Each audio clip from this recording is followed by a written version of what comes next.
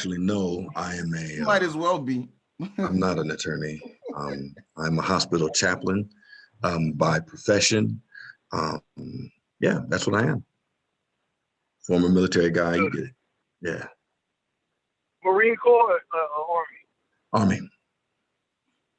Gotcha. Okay. Now, Antoine, since you've You already here? started us streaming on Facebook, you should probably say hello. Is it streaming already? Yes, it is. Okay, all right. So I was just checking. All right, let me close this up. Yeah. We streaming. We're live. We're live on the book. Hold on. Let me see. We're live on. Yeah, we're live. Uh-oh.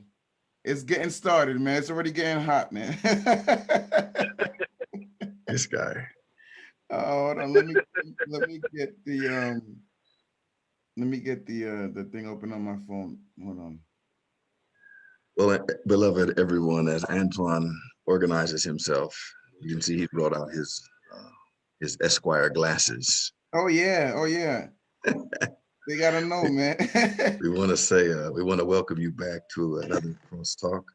Um, last time we were here, we had a great time with D. London Anderson, um, pastor, um, and I would say theologian. I've had a couple conversations with her since then. She is the consummate professional at all times, and we had a wonderful discussion with her um, about just about general women in general and relationships and profession. It was just really a delight. And today um, we will be bringing online Antoine. I don't know the gentleman's name. Oh yeah, yeah, yeah. I can introduce them Yeah, when you're done. but the topic today that we will be discussing is polygyny. And for those of you all that don't know what polygyny is, um, it is men having more than one wife. This is in comparison to, so let's be very clear that polygyny is a man having more than one wife. Polyandry is a wife having more than one husband, and they all fall underneath the umbrella of polygamy. Okay, and so the question that Antoine has posed, polygyny, a sin or solution? Antoine, why don't you just kind of explain to the people why you crafted the question that way and kind of the background for the question? Sure, sure. And I think when we get started, Asaf will give his definition as well, just in case it varies a little bit. But again, we were discussing the intent, right? Because the goal is not just to have random topics, just to confuse people or to start, trouble or whatever, even though that's how it might appear to be on my page sometimes. But, the reality is we have a very dynamic culture here in the United States, right? Where, you have first of all, you have a lot of people following a lot of different ethics, and you have the freedom to do so, which is one of the blessings and privileges of being here. You have the Old Testament, what is it? In Judges, what was that mindset? Do whatever is right in their own sight type of. Yes. Yeah, you've got that going on, and you've got people really trying to stick to the Bible, and people in between trying to figure out what's going to work for them. And so, when it comes to the topic of polygyny, polyandry, and all these other things, there's a real concern because there's some issues, right? We there is an issue. On my post, I mentioned that, there's a lot of women out here who are, they outnumber men, not just, numerically, but also in terms of professionally. You have a lot of women who don't want to date down or marry down, for whatever that means, right? And Mhm. so you have, because of mass incarceration, because of war, whatever the case might be, those numbers are always going to be that way, at least for the foreseeable future.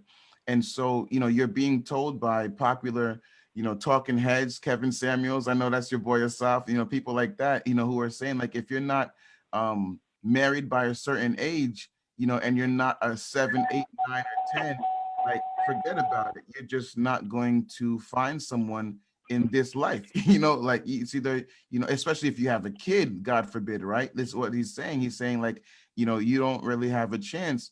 And so as a result, you have this scenario where it's like, do I lower my values and, lower my standards in order to get married, like that other lady was saying in the article from the last time, right? Do we find someone willing, a nice beta who will be a house husband or whatever the case might be, just to have somebody? Or do you, you know, look at polygyny as an option, as a viable option, and so there was the analogy I came up with in terms of like the whole marijuana legalization of marijuana argument, right? Is that, hey, listen, we can't beat it, right? This is still going to be going on. People are still going to be doing this. There's medicinal value, whatever the case might be. It's helping people. It's helping older people. It's helping people in pain, people in cancer, whatever the case is. And so if we legalize it, then we can regulate it, then we can tax it, then we can make sure that, people aren't getting shot on the corner trying to buy it. People aren't going to jail for 25 years because it's their third time, getting arrested for it.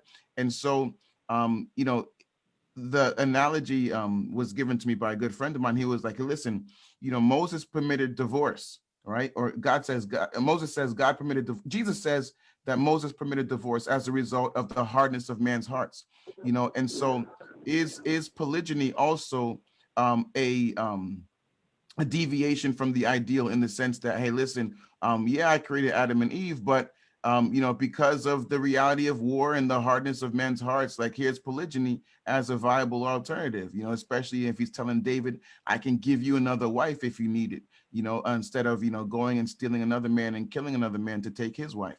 And so these are really honest questions people are having.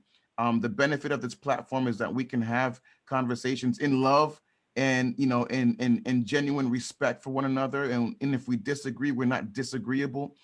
So all those beautiful things we can model for people, and also give them an opportunity to hear also from an expert, right? Asaf is an expert in what it takes to be in a polygynous relationship. And if you need the spiritual cover to justify it in your life, you're gonna get it.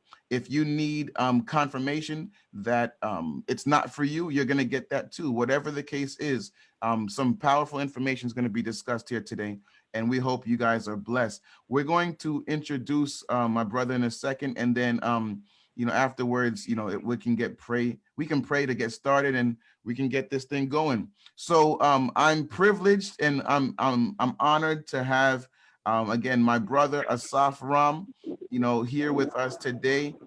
He is riding along in a cop car, or just your car? My vehicle. Just your, okay. But he's a police officer. He's a leader in the community. He's got, tremendous things happening in Ghana. They purchased some acres out there, planted 3,000 trees. He's part of a amazing community of Hebrew Israelites, Black Hebrew Israelites. And yeah, I know you don't like the distinction Black Hebrew because all Hebrews are Black, right? but for the most part, he is a great father. He's a great husband to now 2 wives, right? And he is like really doing his thing in terms of advancing the community and being a leader in his space. So we're honored to have him today. Brother, will you fill in the gaps? Because I know I can't cover everything, man. Give the people an idea of who you are, where you're coming from. Well, first of all, thank you for having me on the platform. Appreciate you, Brother Jason, for taking the time out to have a discussion. And like I said before, it's a great blessing to be in your brother's presence. If you would, I'm going to answer the question, but if you give me about 5 more minutes, I should be at the destination, and then I'll be able to see you brother's countenance. But as you mentioned, my name is Asaf Ram. I am heavily involved in community development and outreach on behalf of our community. We have satellite communities in Zambia, Ghana, South Africa, Kenya, Israel, and all around the world. I have been involved in community development and outreach for 15 years. I also run a business solution and consulting firm. And it's a cultural element. The marital scenarios that we've been confronted with today as a people and I'm just eager to, have this discussion and move forward. Very good. Very good. Thank you so much, man. We're looking forward to it also. Good morning, Natasha. I see you. You're always faithful. You're always the first one on these things, man. We appreciate you. We're going to start giving out gift cards to whoever comes first. Let me stop. Waking up early with us on a Sunday. Jason, don't forget to share the stream on your page as well. But let me say a quick prayer and then we can get started.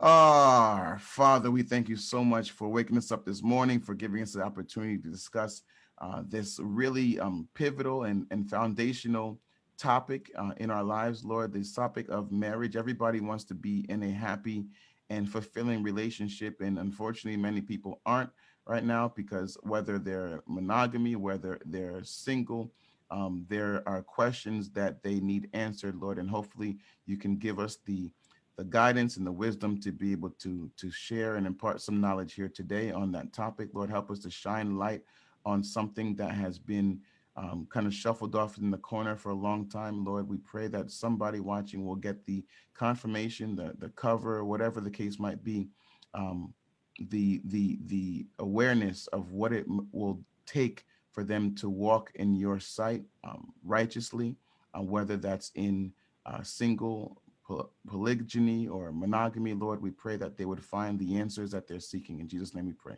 Amen. All right. Yes. You're welcome, Natasha. You're welcome. All right. So Phil, give me some filler talk, Jason. What are your thoughts so far? Because I know Asaf is about 5 minutes away from his destination. Well, I think I'll just give a few numbers that I just found that very, very interesting. Get this from Fact Tank. This is posted December 7th. And I'm not going to read, well, I won't read the whole thing, but I'll read the highlights. One, only 2% about the global population practices any form of a polygamous relationship. And in the vast majority of the countries, that share of the population is 0.5%. So it's not on a global stand a large practice. It's not. That's one. Two, it is most often found in sub-Saharan Africa, where 11% of the population lives in arrangements that have more than one spouse. Three, most of the countries that permit polygamy have a Muslim majority, and the practice is rare even among many of them. So among the Muslims, it's still a rare practice, even though the majority of the countries that practice it are Muslim. You got that distinction? Yes. Okay, so then another one.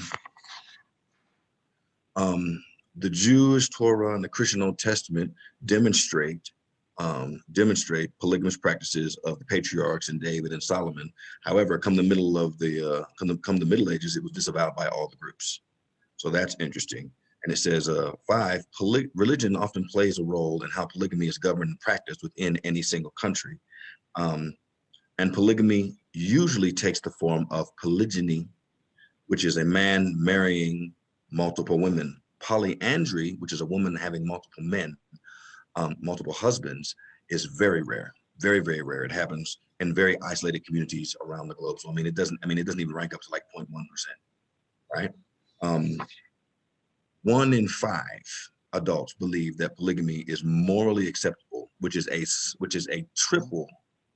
So that's 20% of the population believe that polygamy is morally acceptable, which is basically tripled from 2003 when the question was first asked, at 7%. It was 7% in 2003. It is now 20% in 2020 when this poll was taken. But it is still among the least accepted behaviors. So that's just some interesting facts there. And then I'll close my cursory just numbers with this. In terms of households, right? In terms of households, worldwide Muslims have the largest households. Just something to think about, okay? As we're talking about how you're going to govern your family and your marriage, worldwide Muslims have the largest households. And a lot of that is by extended family. It's not necessarily by polygamy. But then 2, and getting into extended family, you're talking about grandparents, aunts, uncles, that by and large, that Muslims do that the best. Um, Worldwide, Jews are most likely to live alone at 10%, while Muslims and Hindus are least likely to do so at 1%. Right. So for whatever reason, the Jewish people or Jewish culture, that they have a higher percentage of living alone than Muslims and Hindus. And the last point that I'll bring to the table, Christians are most likely to live in a single parent household. And I found this telling. I found this very telling, considering some of the work that has been done, at least here in America, on what is beneficial for kids is having both parents. That's some of what a lot of the Christians will say, right? And at least in North America, that, you know, having parentage in a plural sense is better for children. Roughly 6% of Christians live in homes with one parent or no other adults, including 11% of Christians of children in Christian families. And here's the trick: by and large, it is mostly single women versus single men living with their kids. So I thought those numbers were interesting as we head into this conversation. On the one hand, you know, polygamy is not as large a global practice as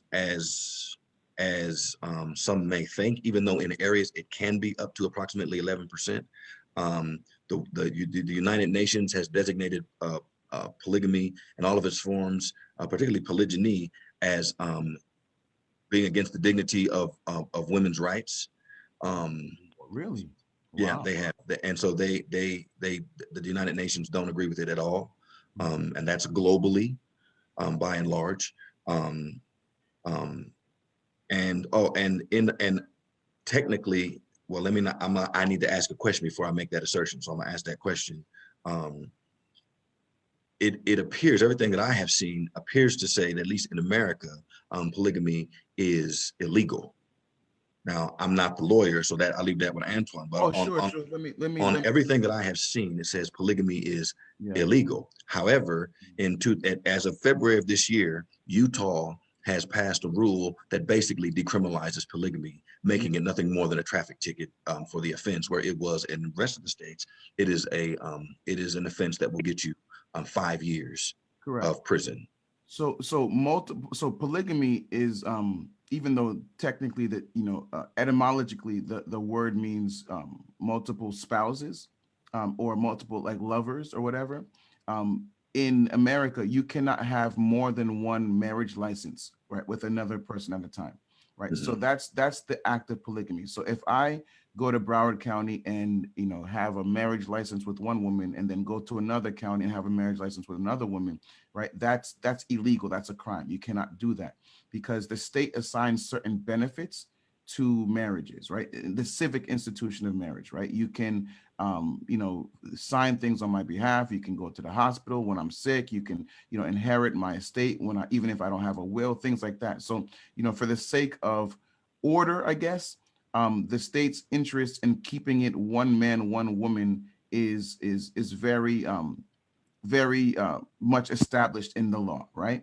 And so that's polygamy. Now, what is not illegal, and the reason why, you know, you have in states like Utah, the Warren Jeffs or whatever, like all the Mormons and the Muslims and the Jews and the people who practice polygyny in the U.S. and don't get arrested for it, is because there's no law against multiple cohabitation, right? So cohabitation amongst consenting adults is not illegal. You see what I'm saying? And that's kind of the not the loophole, but that's kind of the reason why these things can be lawful in the United States, because they're not going down to town hall and getting certificates for each wife. That would be illegal, right? What they're doing is they're coming up with, and Asaf, you can answer this in terms of the practical aspects, but in terms of why it's legal, the legality of it is they will have contracts between them as consenting adults, like literally physical contracts. And, you know, I've had an opportunity to glance one of these before, and, you know, the contracts are very exhaustive in the sense that it says things like, you know, my duty to you as a husband, your duty to me as a wife, it's clearly established. It's actually a lot more organized than many other people, you know, in terms of monogamous relationships. But, like, you know, I'm promising you certain number of vacations a year. I'm promising you, you know, certain amount of attention, you know, whatever the case is. You can sign, there's power of attorney in there sometimes. There are wills and testaments in those contracts as well sometimes. And so they get very exhaustive in the sense that they can cover a lot of those automatic benefits that you get when you legally marry someone. But instead of it being, conferred on you by the state, it's being conferred on you by contractual agreement, right? And so as cohabiting adults, that's how they can enter into these relationships and not be worried about, violating the law. Does that make sense? It actually does. It actually clears up a lot. What's interesting is that such an arrangement is illegal in the Netherlands, where I just moved from. So Oh, over yeah. there, and I want to make a connection here because they talked about the Muslim population. Over there, ministers don't do marriages in the technical sense. They do the wedding ceremony. But the Oh, marriage wow. is the purview of the state. Wow. And so from a technicality standpoint, Muslim clerics are not allowed. I cannot perform, as a Christian, I could not perform a marriage unless you had a license. And if you did not have a license, there was nothing religious I could do for you. Absolutely nothing. It was totally illegal. Now in America, one of the reasons why we have the rules that we have, and I'll cite Mormonism. For those of you that don't know Mormonism has a belief that we were all immortal souls before we came, and they have a belief that God has multiple wives in heaven, and that is how he procreated the earth, and so he sent all the souls down here, and we are also permitted to have multiple wives here in preparation for heaven. And they have it's a very interesting belief. But when they came up with this belief system in the 1800s, Brigham Young had a home with 50 wives. They called it the Beehive. And the Mormon people, this is what they would do. The older Mormon gentlemen would look at in the area and they would say, yo, the Lord told me that that's supposed to be my wife. Well, if she's in love with brother so-and-so, well, I'm sending you on a mission somewhere. Oh, yeah. And if that didn't happen, then somehow that brother would get killed, or he would get shunned by the community, because this person over here is using spiritual authority to enforce his want of this individual. And the person didn't really have any say, because if you didn't go along with what the elder said, then you get damnation. Yeah. So that is a little history around the American culture of official polygamy. And so, I mean, it's very interesting. There's a book I have here. It's a little older. It's a little older. One second.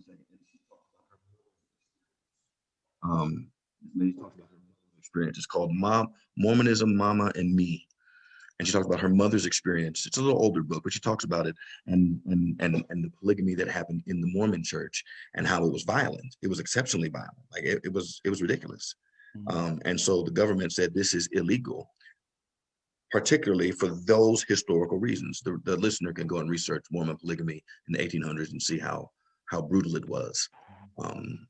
Younger people were just being told, you're going to marry elder so-and-so because God said so. So it was really an abuse. It was a significant abuse of position, spiritual authority, and the Bible text. It was an abuse of all three. And so, the law, like the Edmunds law, you know what I'm talking about, Antoine? The law that made polygamy illegal, something about Edmunds. I don't remember the full name of the law. Going to it that deep, man. But it's an 1800 law, and they passed it that says this thing is absolutely illegal because of these practices. yeah, And so that's kind of the history of polygamy in America. sure. Very well researched, Jason. I'm impressed, man. I'm impressed. So Asaf, your thoughts, man. Are you home yet? If y'all give me 2 minutes, I'm logging on to the Zoom now. Keep it doing, brother. No problem. Natasha asked, can we talk about the factors that brought us to this place? I think you covered most of that, Jason. I don't know if she's talking about why we came up with this topic or right. And I think that you should probably address that. And then Natasha, he addressed it earlier, but you look at, particularly in the Black community, you're looking at a ratio of women to men that is disproportionate. You're looking at some education disparities between men and women. You're looking at some marriage implausibilities based on these statistics. Like Antoine posted on his page, somewhere like the vicinity of the statistics of men to women in our community is like 4 to 1, 4 women for 1 man. you know, and how the likelihood, and this is other social scientists have said this as well, the likelihood of many Black women actually getting married may actually be low if they're looking for an African American male. Yeah. And so And especially an African American male of their educational, there you go. status and There their you go. financial status, it's a long shot for a lot of people. And so the article we quoted last time we were on is a lady that says, ladies, if you want to have a successful career, then you marry down, right? You either marry down the socioeconomic ladder to someone that may not be your educational equal, they may not be your economic equal, but they love you, right? And you marry down and you pursue your career, or she suggests you marry older. So you marry a gentleman that's older, more established, more comfortable, and he'll let you pursue his career because he's about to retire anyways. He can watch the kids. yeah. So those are the suggestions. The options are not plentiful. And so there's a real concern there because, you have other talking heads saying that, hey, listen, if you are not a 7, 8, 9, or 10, like on the scale of, attractiveness, then you basically have no shot. Especially, if you have a kid already from somebody else, and you want, he calls them Henrys, high earners, not yet rich. You want to marry a Henry, you can forget about it, because why would he, take your kids and not, just start over from scratch and, not have to deal with the whole stepdaddy thing. And so, people are being discouraged, from marriage. And then I think as a result, you have side chick culture, at an all-time high, I feel like, in terms of, people justifying it, and being socially acceptable. I don't know if it started with who is that? Well, that's show Scandal. I don't know if it started with Scandal, but the topic is way more mainstream now in terms of being a side chick or even a side dude. You have men proudly proclaiming that they're somebody's side dude, and I think it's really a conversation that needs to take place, because it's like, do we do this in the dark, just because, we can't, do it in the light? Or is there a way we can do it in the light and feel and do it in a way that pleases God? And so I think it's a decision everybody has to make for themselves. And yeah, go ahead. Let me greet Asaf. It's good to Yeah. see you, brother. I saw the large lion on your wall. But let me add this as well. If we're talking about polygamy in the Black community, particularly among the diaspora, you cannot talk about relationships at all in the Black community without addressing the issue of slavery. You can't. Yes. You can't, because the reality is that, and it was in Virginia. They had two breeding farms in Virginia, and in Virginia they didn't care who they bred you with. If it was your mother, your sister, your aunt, your grandma, it didn't make a difference. They put a bag on your head and you went to work. And so, you have the stud culture and side chick culture is in part of that scenario. Now we can say it's also in part of human nature, but that scenario has deeply impacted the Black community. So that has to be held in the background as well. And I will yield to Brother Ram. I like the painting too, by the way. You brothers had me itching to jump into the conversation. Well, I have a question before I get started with any statements in reference to what was already said. What the stats that you were quoting? Where were you? What was the? If you don't mind. I was using right. So I was citing it's a online resource called Fact Tank. This was published December 7th of 2020. And it just gave general overviews of the global state, not necessarily of any specific country, but they even did a research. They did some research on the countries that actually participate. They surveyed like 130 countries, and which countries ban it and legally versus which countries. So it's de facto banned, but it's practically, deployed, or it's absolutely banned entirely. They have a whole lot of research on that. So this is the page, top of the page. Gotcha. And so I thought it was very interesting. Okay. Well, so much has already been shared, and this subject is multifaceted, is multi-layered. There's so many different dynamics we can explore with this, and like you said, we'll take our time and go over as much of it as we can. Um, but one other question before I comment again is, so I'm clear about the position. So what the brothers are saying is that the two of you have kind of an open perspective on polygyny as a whole, or is it we're leaning towards in the African American community Man. specifically, we should be entertaining the idea of? Hey, bro. I'm losing you a little bit. You were a little choppy just now, and I think your screen's frozen. Yeah. Can you hear me? Yes. Okay, so I was just asking, are we leaning towards? Is it my opinion that the brothers are leaning towards more of a position that polygyny is something that we in the African American community specifically should not be entertaining? You know what? I don't think we shared our positions just yet. I don't know if you're prepared to do that yourself, Jason. I think for me, I'm not really, I'm taking this from a sociological and anthropological position up front. I'm not positioning anything at this point, only because I am not as read up on the topic from a cultural perspective. Gotcha. And so, before I even attempt to have the gonads to I believe, no, well, let me listen first, because most positions like that are taken from a different, they're not taken from a sociological or anthropological or even civil location. They're taken from some moral authority. And I'm not prepared to make that position yet. I'm not prepared to do that. I'm actually here to listen. yeah. Okay, so I've been privileged with the opportunity, blessed with the opportunity to answer tough questions as it relates to my community specifically, and a lot of the values that we hold, polygyny being one of them. Polygyny by consent. That is we got to add that by consent element to it.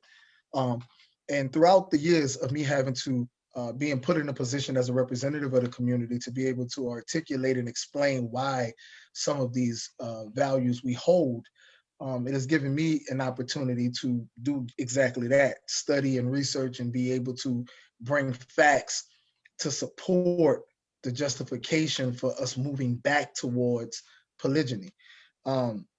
Historically, in addition to quite a bit of the stats that was mentioned, historically, when you look at the world, in the North American and South American and Central American continent, prior to colonialization, and throughout the continent of Africa, and we could talk about Mali, Ghana, Songhai, Timbuktu, and many of the empires. And if you move far east to the ancient dynasties of the past, polygyny and the practice of having concubines was always something that was historically prevalent among all of those civilizations. So prior to, I would say, the contemporary Eurocentric colonization of the world, monogamy was not something that was the primary marital standard. And that's been historically verified. So, and the reason why I'm answering it this way is because, like I say, there's so many layers to this. I'm going to just go back real quick and address the terminology.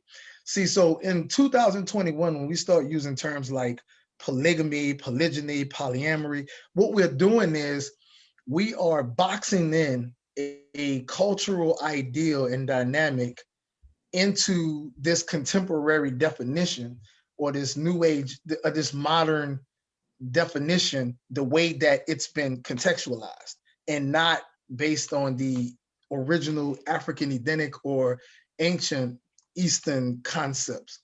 So, and all of its reasons and justifications associated with those cultural norms.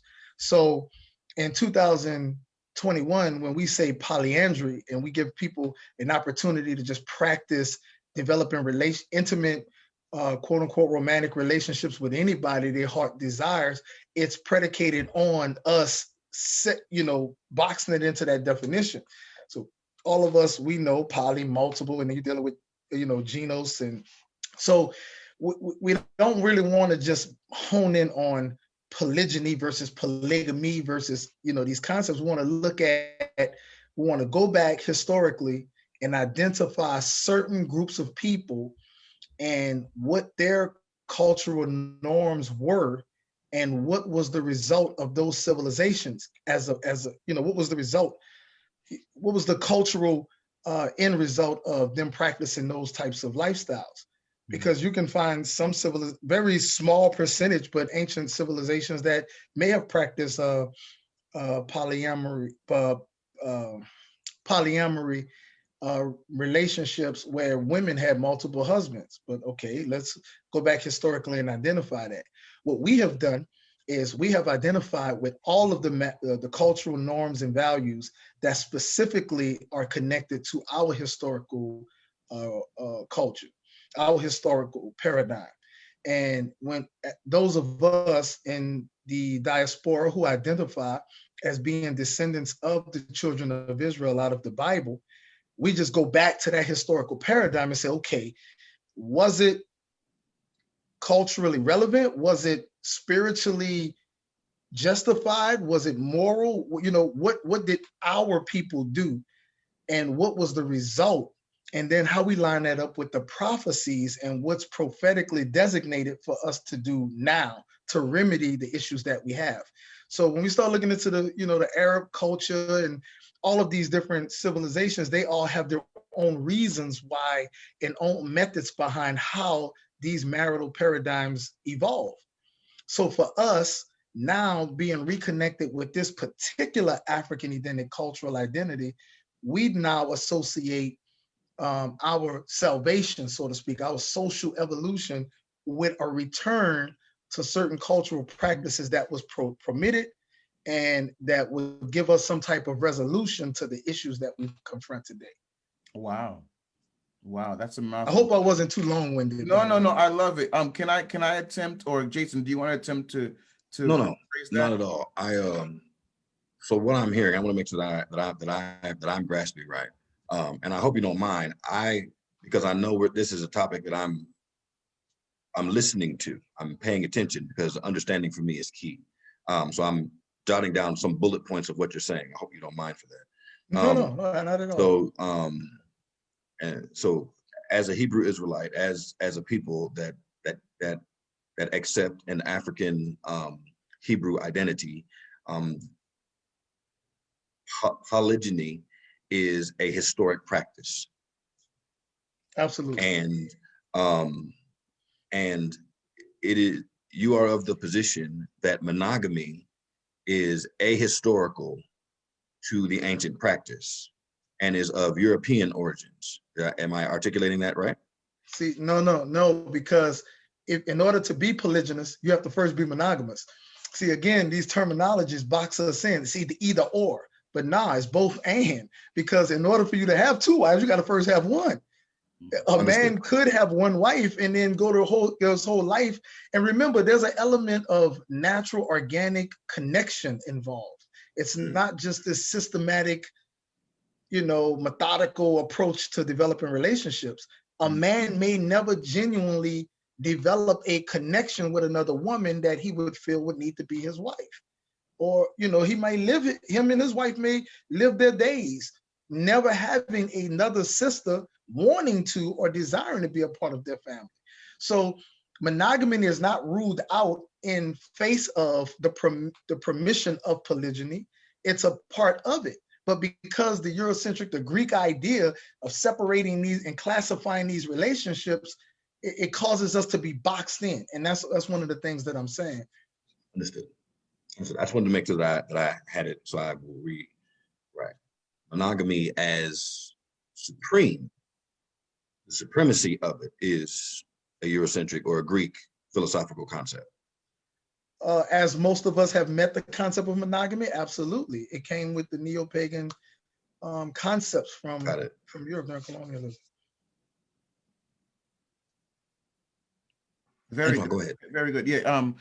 Mark is saying that he's people are jumping in at various times, and so we can try to repeat the definitions for these terms occasionally, but ultimately I can do it right now if you want. Go ahead. Go ahead. So you have the modern definition, and I'm giving definitions.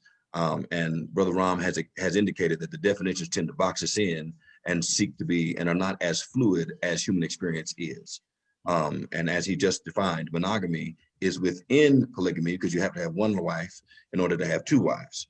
And so, with that being the case, monogamy is popularly defined as a marriage to one individual, right? And in the West, it is one individual alone.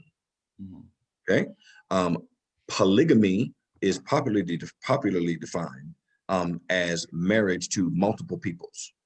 Okay, multiple peoples, and it is normally expressed. It is historically expressed as either polygyny, which is one man with one wife, or polyandry, which is one wife with one man. Recently, there has been a new thing added, and it is polyamory. And polyamory is where you are in intimate relationship with multiple peoples, regardless of whatever, and you may or may not have a contract or a marriage. You may be married and have intimate relationships with other people. You may just do that. And so it's not, polyamory is not bound by the gender distinctions that we have now. And so those are kind of the four definitions. We are speaking specifically today with Brother Ram about the one man, multiple wives part of this, and that is properly called polygyny. Okay, so very well said.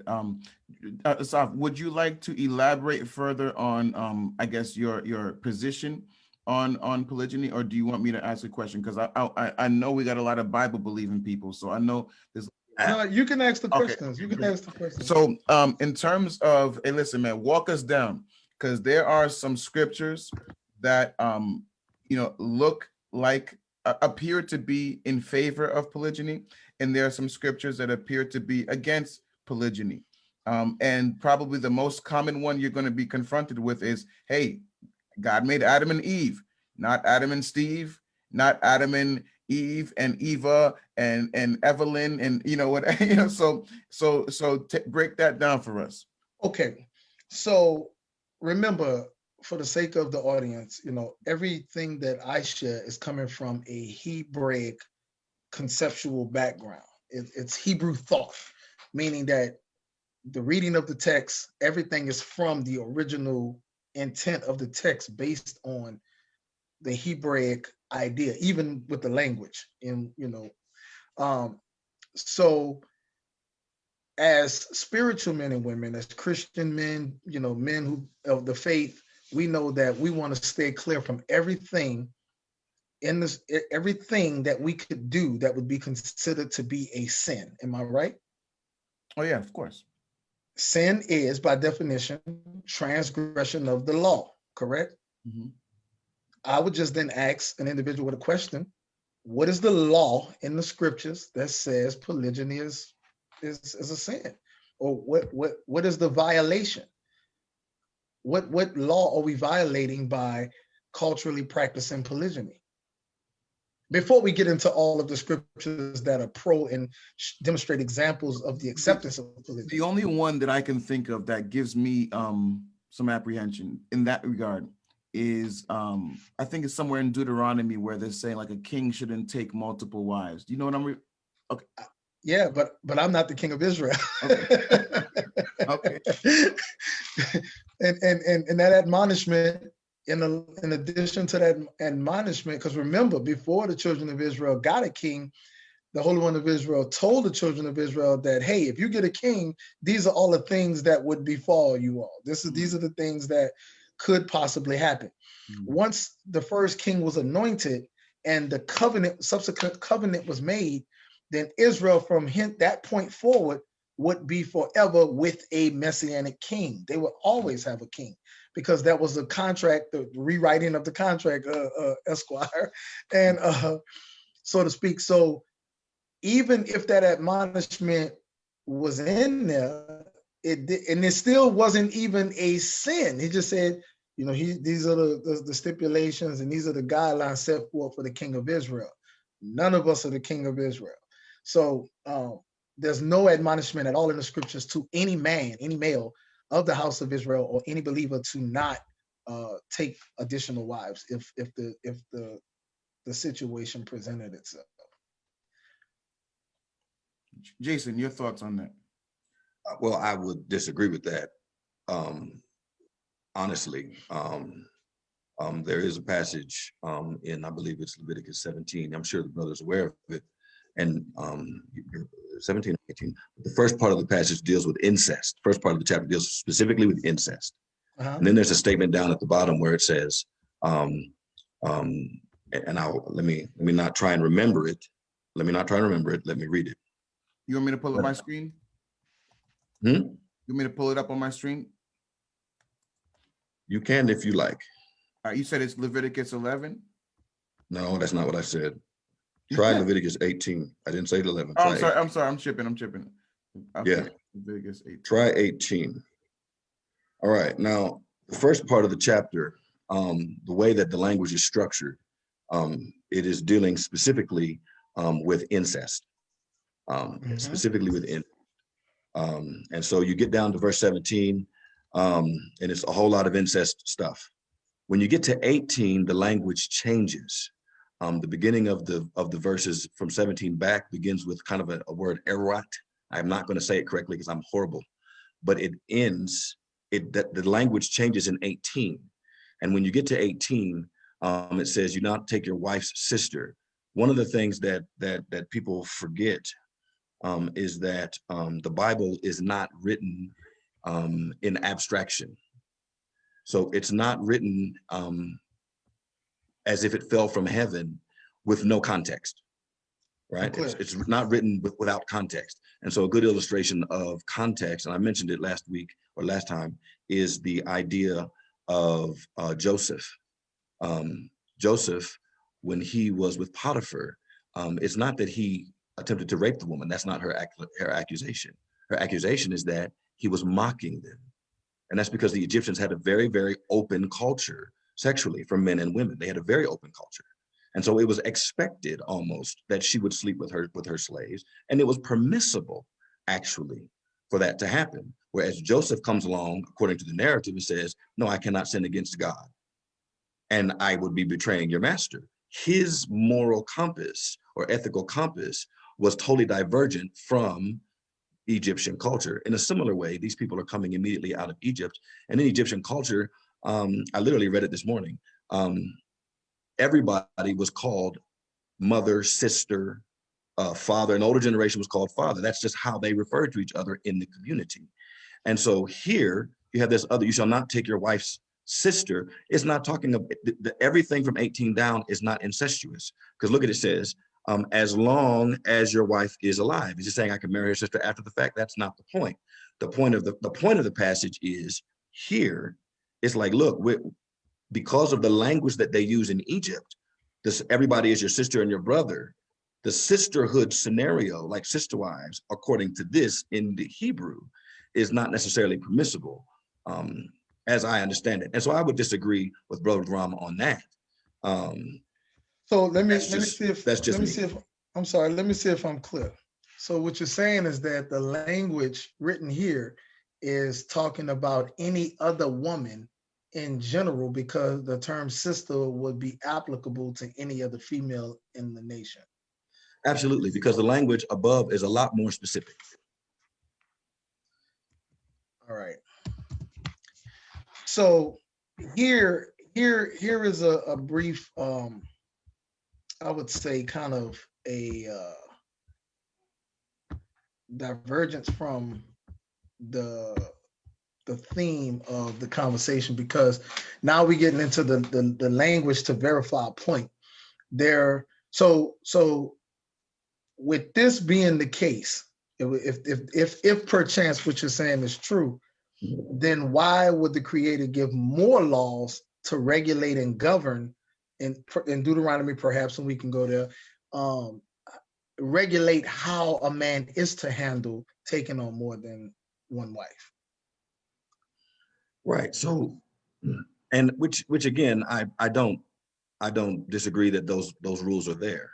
I'm just saying that when you said that there is no prohibition linguistically, the way this passage is structured, 18 and down is prohibitive, but not from an incestuous scenario of sisters, from a more general scenario of sisterhood. But even Well, then, if we go there, if we do that question, an equally valid question to support that question would be, why didn't the Creator rebuke Abraham, Isaac, and Jacob? Or why didn't the Creator rebuke David, right? absolutely. I would agree with all of those questions. And I would agree with all of those questions, for which I don't pretend to speak for the Creator. However, what I will also say is that, well, no, I'm gonna wait. I'm gonna save on that. But I agree with the line of questioning. But from the passage here, I would say that this, this is an admonition against. Well, uh, linguistically, when it speaks of achot or dealing with a sister, I can say that this is not in harmony with, let's say, what the cultural reality would have been in Egypt. I would say that this was referring to a biological sister because of the consistency of not just this chapter, but when you compare it against the consistency of all of the other passages that pretty much okayed it. I mean, we're talking about the entire nation of Israel being born, being birthed from 4 different women. It's like it would point to a degree of hypocrisy and inconsistency in the scripture that would render far more damage than alignment closer to whatever is more scripturally consistent as it relates to the cultural practice of polygyny. So, for the sake of time and us not having to dissect each, because we should do another session where we get off into the language and the difference in the language in each passage. But for the sake of the continuity of the conversation, I want to add something to this. Sure. The point. When we think about, there's a lot of things that we as a people are in the world. There's a lot of things that are new on planet Earth that render us ineffective at being closer to God. All of us would probably agree to that. Social media, for instance, it's a blessing, and sometimes people say it's a curse. There's a lot of positive things on social media. There's a lot of negative things on social media. If not to attempt to try to position myself to think of what the Creator would do and what he would not have us do, we would say that if we had a modern day Moses, he would have to address some of the nuances of our reality today that was not addressed in the Torah then. For instance, smoking cigarettes. I mean, you don't hear anything in the scriptures about thou shalt not smoke cigarettes, but we would assume that Moshe would say, don't mess with those cigarettes. Now, with that being the case, how would the lawgiver of 2021 address our relationship dynamics that we're having in the community? And I think that goes back to the ultimate question that Antoine asked, right? In 2021, with all of the things that we have going on, what is the most redemptive and righteous way and mature and responsible way for men of this age to address these situations without just going back to our what we call it, our default understanding of monogamy. And you mentioned something about slavery, and monogamy was also used as a weapon in slavery, and also to reduce the population of conquered peoples. That's even been stated, that we will minimize their family structure in order to reduce the population and then also control the growth of their people, because we don't want them to outnumber us. I mean, that's been stated in many historical documents about that being a tool of the oppressors. So what will we do as mature spiritual men of 2021? And how can we use the scripture How can we use the text to say, okay, what worked, right? And then when we do our historical research on the outcomes, I was listening to this debate on polygyny versus monogamy, these two Christian pastors, and one of the things that the anti-polygyny pastor was mentioning was, all of the scriptural references of polygyny ended up terrible. It was always drama. It was always this issue that was going on. Well, there was a lot of redemptive things, a lot of battles the Israelites went into, a lot of relationships between men, a lot of relationships between kings and prophets that turned out a certain way. We're not talking about the human condition of having issues as it relates to me and Anton. We might disagree on something. We might have an argument, but that don't mean we're not brothers or we can't work together. So that does not negate the necessity for us making mature decisions to go back to the text and extract whatever is culturally appropriate and relevant for us to be able to resolve a lot of these issues. And I'll use this as we segue, because I know what I just said probably took a turn, and I'm sure the comment section is lit, but I could use a perfect example. My younger brother, I have four nieces and nephews by him, and every last one of the children is by 4 different women. 3 of the women are still single. They've had boyfriends on and off, but all 3 of them still, quote unquote, love him and still interact with him in intimate ways occasionally. So how do mature, responsible spiritual men help to remedy that type of situation? Do we promote each of those women going out and finding someone else, or should they all cleave to my brother and bring all of his children under one house and maintain order and function in that capacity? Or should we maintain the dysfunction? Which one of those scenarios would closely align to what was prescribed in the text? So there's a lot of questions there. Go ahead. Well, I think it's a great question. Let me just be 100%. Given the situation that we find ourselves in our community, I think it's a phenomenal question. And I would also, if I could, I would also suggest that exact same, no, not exact same, that's hyperbole, but similar situations existed in the past, right? No. Hear what I'm saying? Maybe not for the same reasons, right? Maybe not for the same reasons, but so let's take Abraham. Let's take Abraham for illustration, because I'm agreeing with your question. I'm agreeing with your question, right? Abraham can't have children by so and so. He goes on and gets down with Sarah, right? Okay, now he put Sarah out, kicked Ishmael out the house. Okay, now granted, the Almighty told him to do that, but from our perspective, now you've got her out there wandering like a single mother, right? I agree. Yeah, that's terrible. Yeah. Right. So, and I'm just going according to the narrative. It's an interesting dilemma that she finds herself in now as a single mother out there. All the stuff he's given her to run on her own is gone, and she can only depend on God, right? So from your question, or even the other women that he took after Sarah died, with Midian and et cetera, from your question, from a sociological standpoint, it's a very valid question of how do I take care of all my kids? How do I manage everything that is underneath my name? So from a sociological question, I think it's a really, really phenomenal question. And I actually agree with the question. I think a challenge would be that according to the text, God told him to put her out the house. And I'm not making it, that's the challenge there, is that according to the passage, God told her to go, which interestingly enough, we don't see the same kind of admonition with Jacob, we don't see that. And both his sisters, his wives were sisters, and they gave their servants to Jacob, and he had 12 tribes by 4 different women. And we don't see God saying, put the other 2 women and their boys out. So I think that there is some interesting, from a sociological standpoint, and that's what I mean, Brother Ron, when I say that the context is similar, but not synonymous. Right? I got you. But can I interject real quick? There's some assumptions.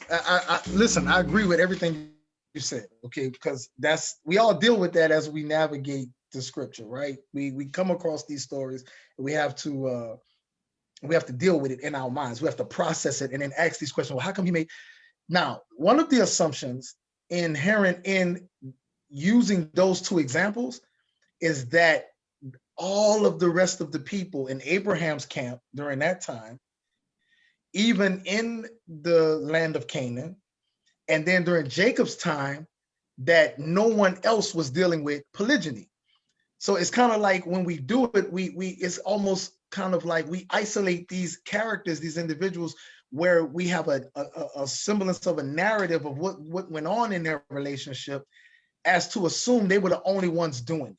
And I'm not saying you are, Jason, but I'm saying we taking Abraham and Moses and Jacob out of everybody in the society where polygyny was just the norm. It was just, we're talking about their situations. And also, for the record, if you read throughout the text, we know Abraham had other women along with Sarah, and when he put Hagar out.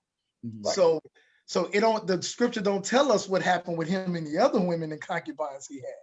It only points out the dilemma with Hagar. So maybe Abraham made it work with the other 18 women or however many women, you see?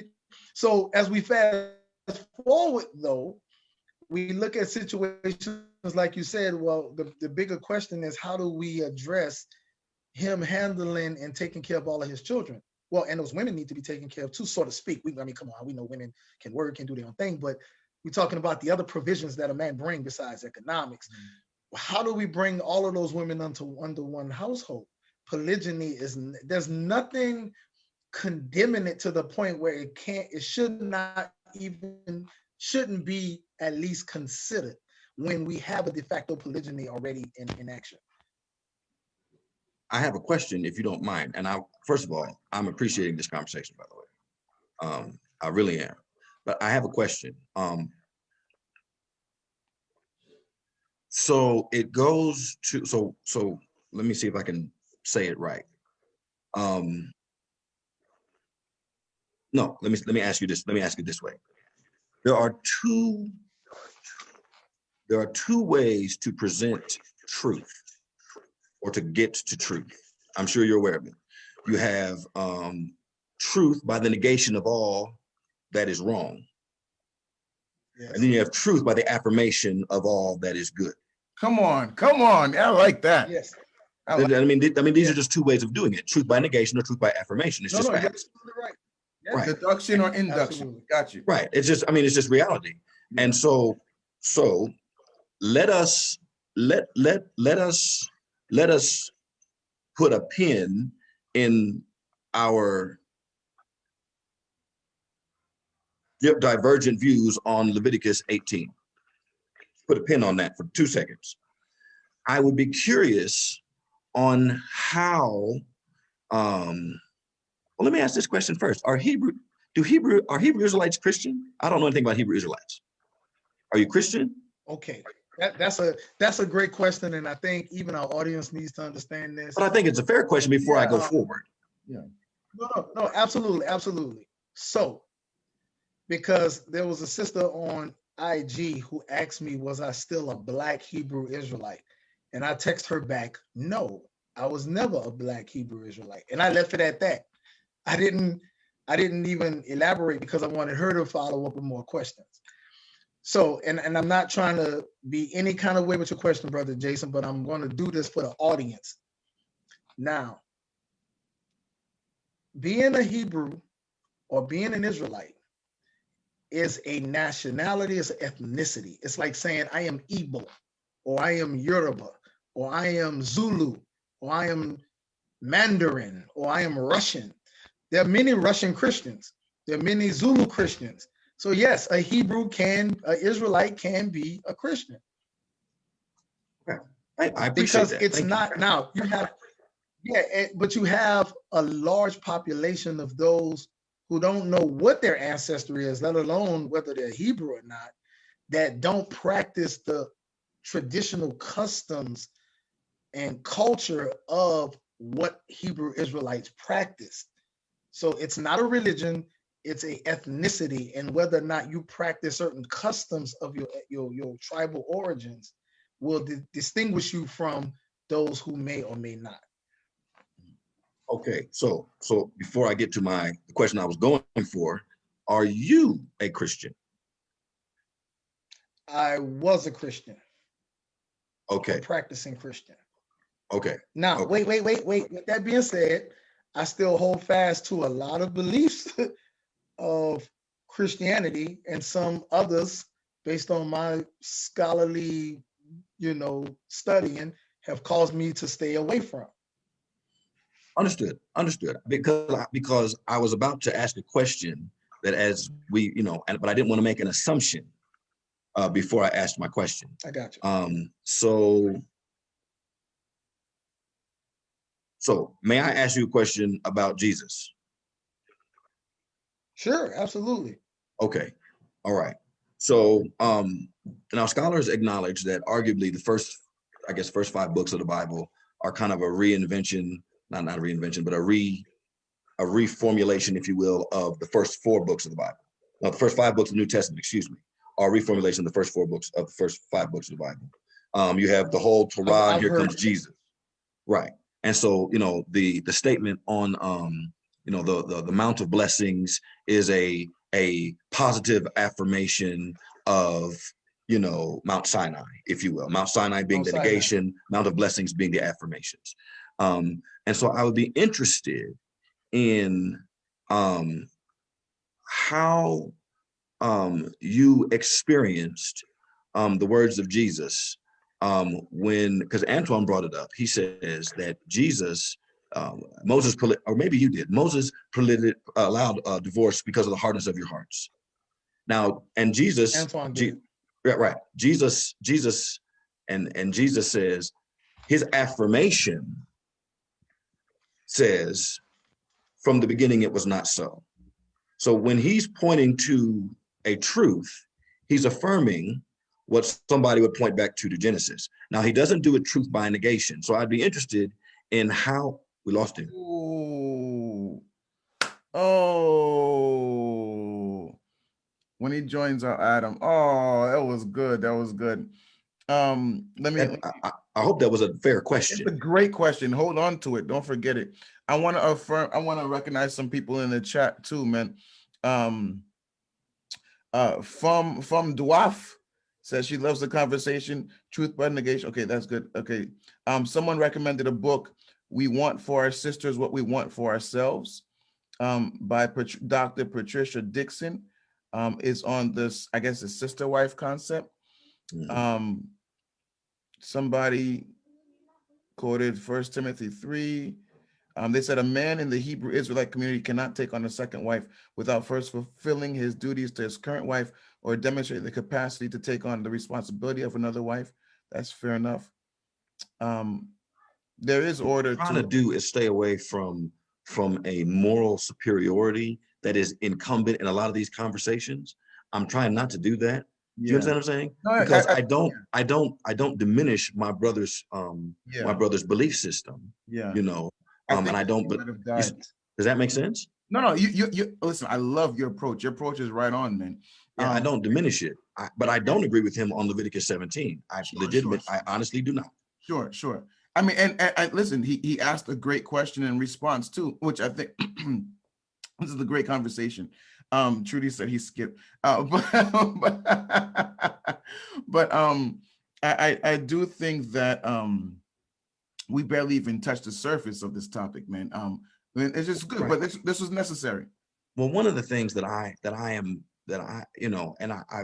hope my brother comes back, honestly. Well, he will.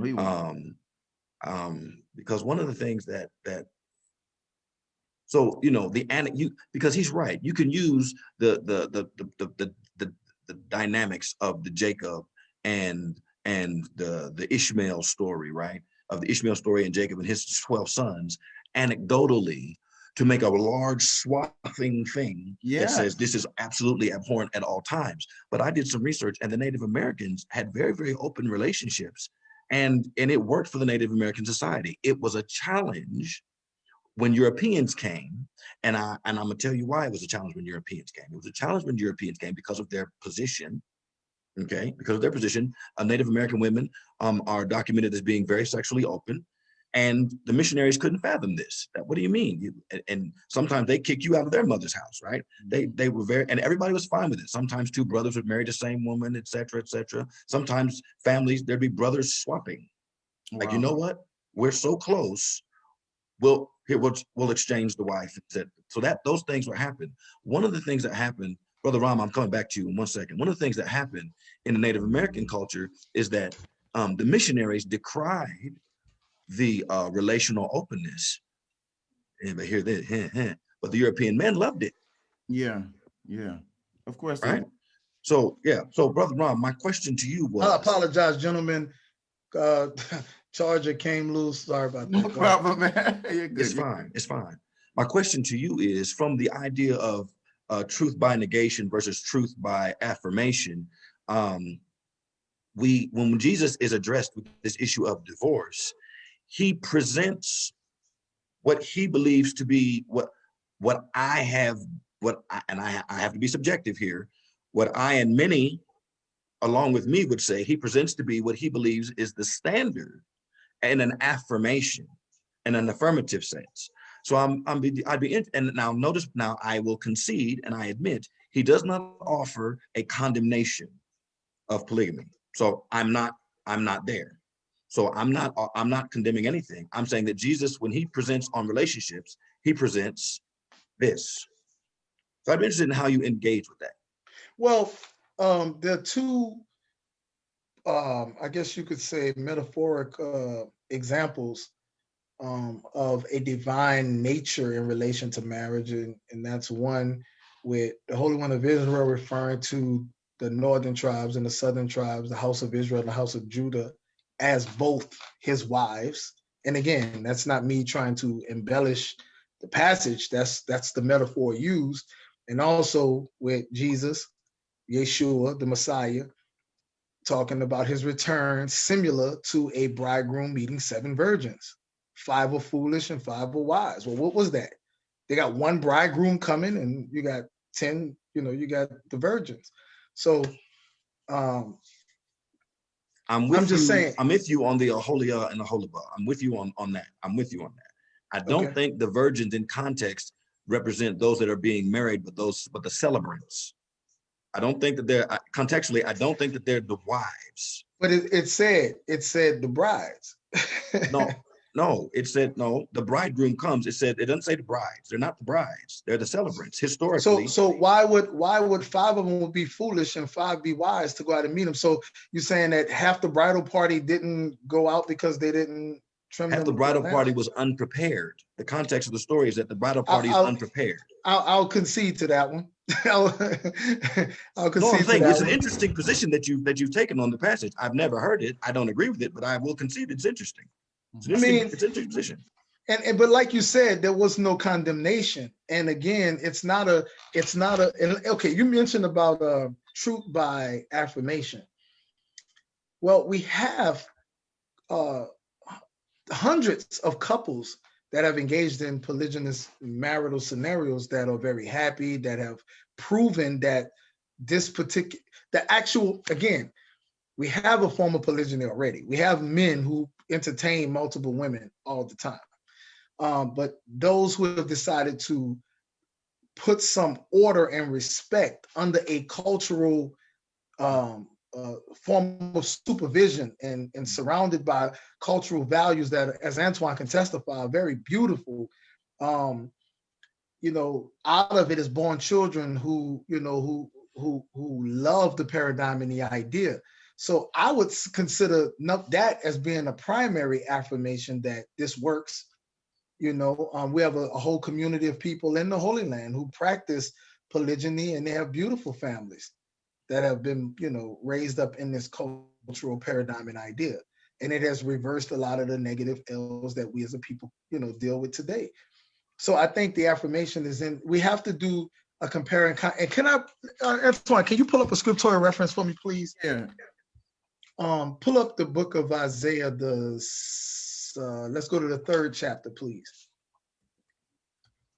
And the reason why I'm using this is because the argument or the conversation with polygyny, 90% of it is the argument side of it, or the debate side of it, is mostly centered around the historical discrepancies, the historical element to it, right? What happened in the past, or how did we get here, and what was correct and what was incorrect. But I want to kind of go into the scriptures and look at a forecast. So when you read the book of Isaiah, the second, third, and fourth chapters, they all connect, they all correlate. And is this what is this? The NIV, King James? 21. King James, please. Only because I'm a traditionalist, and I read them all, but I like, I'm used to that King James gift, but I'm telling you. That's fine. I know how to maneuver with the King. I've done it so long that I can look at the words in this, the way it's written with this gift, and I can immediately insert the Hebrew and what's not Hebraic. Like I can see it from the text Hebraically with the King James. But when you start throwing in them other versions and the New Standard Revised, American Edition, Black African Scholarly text, and et cetera. So here in the third chapter, it's broken into sections. In the first section, it says, "For behold, the Lord," I'm not going to read the whole thing, but he goes into saying he will take away from Judah the stay and the staff.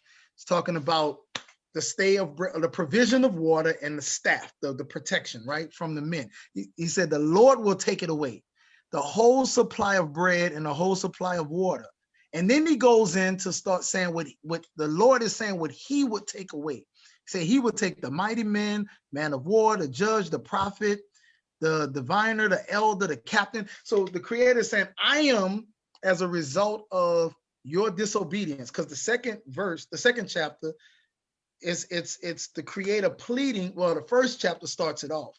It's him pleading with his people and saying, hey, listen to me, return unto me, put away your sinful ways, I'll wash, make you clean. And these are the terms and the conditions. And then he moves on into the second chapter by starting off saying, okay, as a result of you changing, I'm going to establish my kingdom. And it shall come to pass in the last days that the mountain of the Lord's house shall be established in the top of the mountains. So he gives this prophetic vision. But then in the third chapter, he goes back and he starts to talk about the punishment again. And he goes in and he starts talking about removing, or as a result of the children of Israel not being obedient to these cultural standards, he is going to, the result is there won't be any powerful men. There won't be any real men among the people left. And then it goes into saying, I will give children to be their princes. This is in verse, it's so small on the screen, brother. Oh, yeah, verse 4. Verse 4. And then he says that, okay, the people will be oppressed, every one another by his neighbor. The child will be insolent towards the elder. And we see that happening in our community. When the man takes over his brother, so he's saying, I can't provide, so I'm gonna turn to my brother. My brother gonna say, well, I can't provide. So it deals with the men first. It addressed the result of the men falling by the wayside. The children are gonna become arrogant because there's nobody there to chastise them and teach them and groom them and mentor them, right? But go all the way down, verse 8, it says, for Jerusalem stumbled and Judah is fallen, all right, because of the tongue of their doings. And it goes on. Go on down, Antoine. Keep going, because I don't want to go through it all. Now, keep going. Right, boom. Verse 16. Now he addresses the women. He says, moreover, because the daughters of Zion are haughty, and et cetera, et cetera, et cetera. He talks how they walk around, they arrogant, they came totally out of character. The men suffered, the children are acting proudly, not the women. Right? He goes through all of these different things that he said the Lord will take away the finery of the anklets, the scarves, the crescents, the hairdresses. It goes all the way down, verse 24. And so it shall be, instead of a sweet smell, there'll be a stench. Instead of a sash or rope, instead of hair, baldness. It goes on and on. Now, verse 26, her gates shall lament and mourn, and she, being desolate, empty, deprived, shall sit on the ground. Our women who are high will be brought down to the ground. Go to verse chapter 4. Chapter 4. Now, verse 1, Anton, you want to read that? Yes, sir. Yes, Pastor.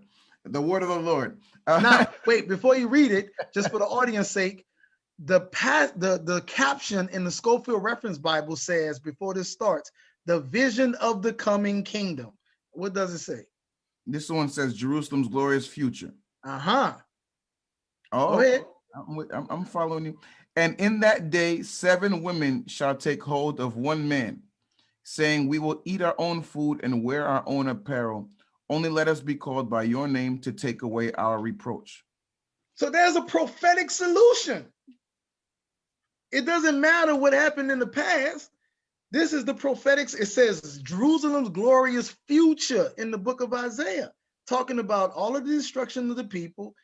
And I can go into this on the Hebraic and read it in Ivri, but it says we will eat our own food. Bro, don't worry about buying food. We're going to take care of that. We're going to get our own clothes. Antoine, just marry me. Let me get that name Dumas so you can take away my reproach. Go ahead, brother Jason. I see you ready to stand up, man. Go ahead, Jason. Well, one, I'm glad you brought this up actually, because I was considering this as well. And it is, chapter 3 is abysmal. It's an abysmal situation. I mean, it says the children are running the show. Then it says in that culture, it says your wives are ruling you. And again, in that culture at that time, all of that was challenging. I mean, she's sitting at the gate. I would challenge the separations in terms of chapter divisions, because they're not original. They're not in the Hebrew at all. I would challenge the verse divisions because in the flow of the context, not according to the heading that somebody put in here, but in the flow of the context, in that day, 7 women take hold of one man because all the other men are dead, according to the few verses before, because they fell on their own swords. Okay. Right. So in that day, this is not a prophetic blessing. This is the result of the abysmal consequence. This is a consequence. It's that not historically, contextually, I cannot jump this to suddenly a prophetic future based on an assignment of a title that is not in the Hebrew. Let me respond to that. So I think both of you made valid points. So we're at a transition point, right? You're talking about the Bible describing in chapter 3, the deplorable circumstances as a result of disobedience in chapter 2, right? And then it starts to switch over because in verse 2, obviously, the branch of the Lord shall be beautiful and glorious. He started talking about a bright future. And yes. So the distinction now or the disagreement is over whether or not chapter 4, verse 1 belongs to the previous description of negative conditions, or does it belong to this new, prophetic description of what is the ideal and the standard and the solution, the salvation, right? So I think that's a great point. And honestly, the reader has a lot of power here because, again, like Jason said, these chapter headings and chapter, divisions are not inherent in scripture. They were not there, they were put there. And so the reader has a lot of power here to read it one way or the other. And it's hard to, to definitively say that it goes with the previous thought or the next thought. Wait. But Anton, let's say we take chapter 2 and let's say we disconnect them, or let's say we don't look at the headings at all. The passage as it flows in chapter 4 still is referring to a prophetic blessing, a bright future, like you mentioned. When would be my question. And so here's, because if we follow it, now correct me, Brother Ram, if I'm wrong, I'm very open to being corrected. Chapter 2, why am I keep saying chapter 2? Chapter 3, it reads, let me say it this way, it is visually structured and it reads as if it's poetry. Could we agree? Could we agree that it is visually structured poetically? But see, that's the issue, because no, hear me. No, I'm going somewhere with this. I'm not trying to parse. I'm not trying to parse with my brother. No. I feel you. I will agree that okay, for the sake of answering your question directly, yes, I would say it does. Okay. Verse 2 of chapter 4 chapter 4, verses 1 and 2 follow visually and flow in the same poetic aesthetic. And so verse 2 continues from chapter 3. In that day, the branch of the Lord will be beautiful and glorious, great, and the fruit of the earth shall be excellent and appealing. When? In that day, for those that have escaped. So the people. I would venture to say that it's a continuum from. I'm in agreement with you. Okay. I agree with you. It's so from chapter 3 to beginning chapter 3 to 4 But verse 2. I'm sorry, for my clarification, when we say in that day, are we talking about in that day previously? In the day that is described.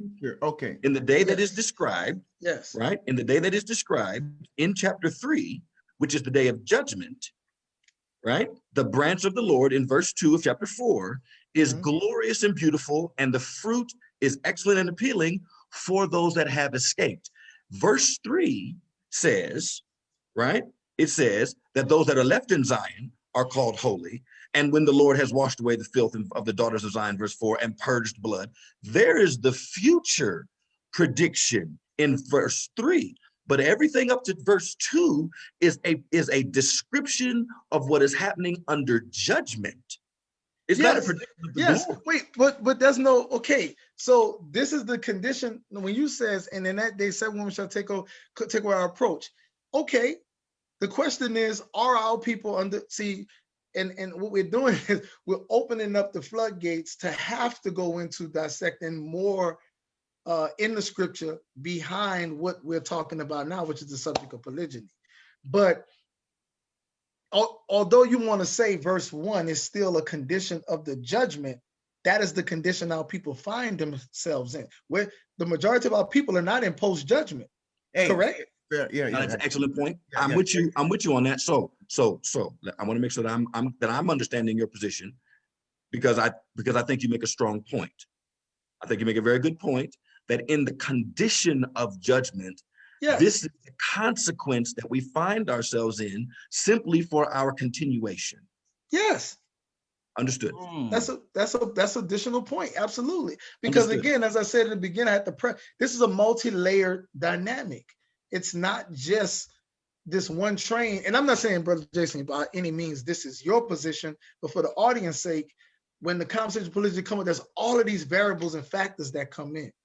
And ultimately, what I rest back on, despite the ability to delve into the many different avenues, and as a practicer of the cultural dynamic myself, and a participant, and knowing so many other people who are of other cultures as well, it's a solution to what, because right now we're in a state of crisis. And we all agree with that. Chapter 3 right now, essentially, is what you're saying. Well, yeah, absolutely. No matter if we want to say that that is illustrative of a particular historical conflict, or whether or not we want to line it up with Deuteronomy 28, because Deuteronomy 28 says the exact same thing, but it's not talking about this day. It's talking about being brought into captivity on slave ships with chains of iron around our neck into a land that our forefathers known, to be captured by some people from the north. It goes into some very specific details, and it parallels chapter 3. I'm just using chapter 3 in this example because it lines right up behind what is said in chapter 4, verse 1. But even if we want to isolate it from everything else that was said, it still says that even if under condition of extreme circumstances, the women will come to the men and say, hey, listen, even if it's because, I mean, think about how brothers are killing each other. That's a war. The men falling by the sword. I'm with you. Huh? I'm with you. I'm with you. And again, I would, aside from, and I'll say this again, aside from, and I had a conversation with somebody else about this about a week ago, 2 weeks ago. Aside from, I would say Luke 17. So from the from the Leviticus 18 verse 17 and 18, that section, it is in honesty. It is in honesty very difficult to find, in honesty, it is very difficult to find a cogent prohibition to polygyny biblically. Yeah. From a prohibitive standpoint, it is very challenging to do so. Anyone that thinks that it's easy has not studied the context of the Bible in depth. You know, and from a pragmatic standpoint of Isaiah 3 verse chapter 4, verse 1 and 2, pragmatically, it makes good sense. From a pragmatism standpoint, I understand the significance. I do, you know. So this is good. This is good. no, I understand what I'm saying. I'm not, yeah. listen, because it's very easy to get in these conversations and then my brother to feel attacked. Yeah. It's very easy to for this conversation to turn into an aggressive, heated debate of moral superiority or etc. And the reality is that sometimes we need to have humility about what the text overtly does and does not prohibit, and overtly does and does not affirm. Yeah. We have to be very clear about the text affirmations and prohibitions. So we got a lot of great questions going on right now, right, in the chat. So someone said, how does the emotional and psychological dynamics work in polygamy from a woman's perspective? Perfect. Right? Because there's a whole mindset shift that has to take place for an American Black woman to enter into a polygynous relationship. That's absolutely the case, right? For this extreme scenario, for chapter 3 to have happened, and women to say, hey, listen, as a solution to the issues we face in chapter 3, let's find 7 of us and take them in, right? That Antoine, kill the text right now. So sure. Okay, kill the text. All right, and then the second question to follow up is the argument that polygyny exists due to extreme circumstances, but is not the ideal, or is it that polygyny is normal and an alternative view of relationships? Well, that brings up another point, and I kind of mentioned the first part of it before. Polygyny, you know, as it is expressed with it, because in our culture, it's not just random. First of all, there's order. There's divine order to the systematic approach to polygyny. And in most cultures, like the Sarset community and some Islamic cultures, there is rigid guidelines or restrictive guidelines as to how these relationships evolve. That's the first thing. The second thing is, I'm not a woman, so I would sound foolish to sit up here and try to articulate how a woman genuinely feels or would have felt or would feel in these circumstances and situations. What I have heard from sisters is that just like, children, for instance, if you know, all of us have one wife and we have children, the children are going to get jealous. They're going to fight. They're going to have disagreements. But that don't mean you're not going to have children. So the challenges that come with any relationship between one man and one woman can very well, in most cases, will develop between one man and multiple women. And we don't want to give the illusion that everything's hunky-dory and to remedy some of our social issues by taking polygyny as an option or alternative to traditional monogamy in general. We can't just make a blanket statement and say that all the women are just going to be fine. And then with the brothers, some men sincerely, and I'm going to say this, brothers, and I pray, it's not that some men wouldn't do it. It's just some men can't handle it, and it's okay. And I'm not trying to poke fun. I'm not trying to denigrate. I'm just being real, because some men don't effectively handle their relationship with the one woman they have. And I'm not saying I'm superior or I'm an expert, because I make mistakes too. But what I am saying is that we have more sisters than brothers of marital age in this country. We know what's going on. Like you mentioned, Anton, the side. We need to get rid of that side chick. And then I've met sisters who said, I just want to be a side chick. Is it really because she really wants to be a side chick, or that's just a station we have designated for women who can't properly assimilate into a pre-established couple or relationship? Come on now, side chick? That's degeneracy at its finest. Yeah. It's not fair to the woman. It's not fair to the children born of the extramarital relationship. It's isolating. It's Hagar. It's the Hagar effect, right? Absolutely. And all of us morally disagree with the situation Hagar found herself in. I mean, we can debate that too, that story. I mean, there's two sides, there's Sarah's side, three sides, Abraham's side and Hagar's side, and then we got the Lord's side. So all of that aside, let's look at like my brother Jason, let's look at this from a very pragmatic position. Let's evaluate what our options are as a people and consider it. If a man is married to a woman and he is mature enough to, number one, uphold his basic responsibilities as a male, and the woman is of sound mind, she's emotionally stable, she's psychologically stable, she's secure. Because all jealousy is not a sign of insecurity, and then there's different degrees of insecurity. But if another woman meets that family and she's a good fit, she has the same values and beliefs, and the wife doesn't mind the man entertaining him to the point where it won't be any real knockout, drag out situations, and the brother's in a position where the relationship between him and the other woman organically blossom and grow into a loving relationship, what is wrong with the three of them working together as a family unit?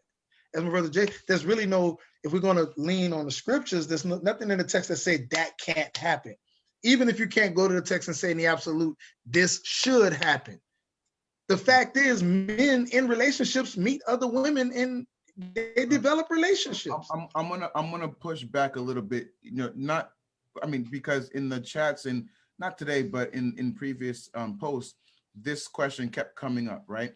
So we're saying that there is no express or explicit prohibition or affirmation, right?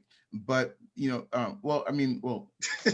the sake of argument, right? Okay.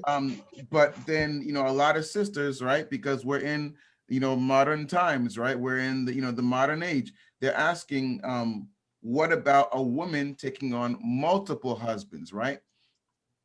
So there's no express prohibition on that either.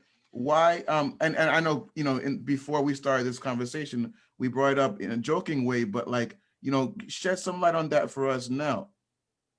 Brother Jason, you got anything you want to add before I talk about that? No, briefly? I mean, that was a question that I was going to ask from just a general, from a general ethic, I don't know how many people, I can't see on the Zoom, but I don't know how many people we have watching. I don't know how many people is going to watch this. Hopefully it gets out. And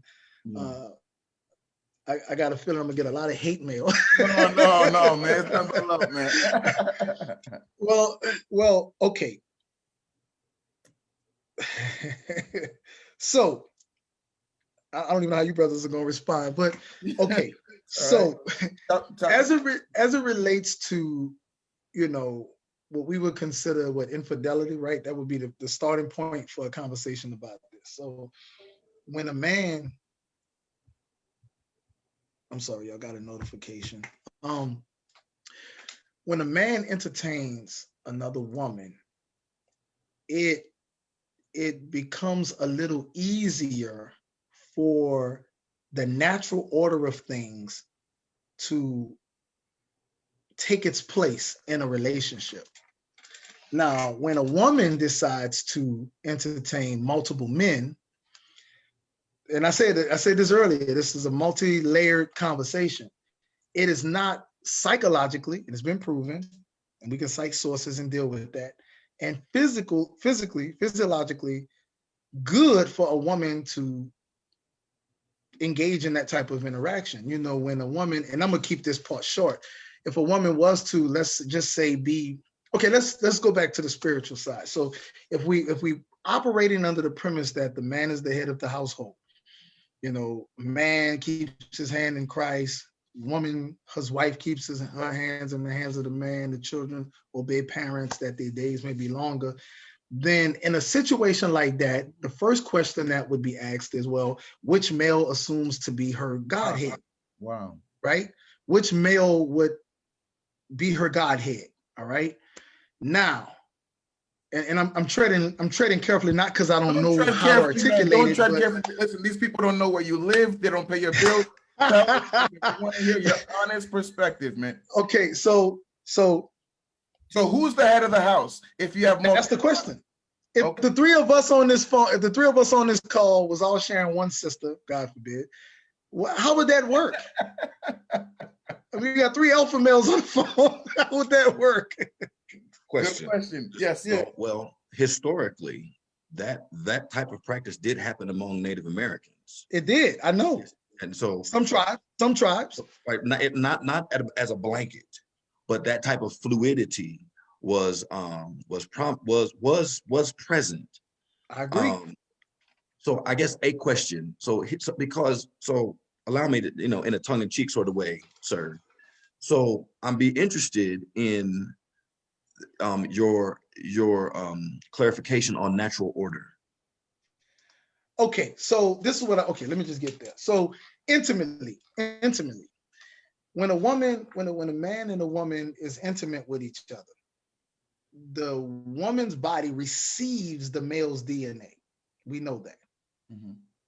When you think back in time, if any of us have a really, I mean, Anton, you're an attorney. I'm gonna challenge you. Do you know what the word adulterate mean? To adulterate? I mean, having more than one wife, right? Or more. No. The word Oh, adulterate. to make something this like to diminish or to distort to like pervert. To pervert by adding foreign Right, yeah. substance or chemicals and mix, right? Mm. You adulterate something. You make the original weaker. You mix in something different. Mm. So the term adultery, as we know it in English, comes from that concept. Mhm. So the woman would then, her body would be a vessel that would mix the seed of the two men, making the seed weaker or to adulterate herself. Mm. You understand? That was the original concept and why that term was even applied. Mhm. Because a woman's body is not meant to absorb, all of that male DNA.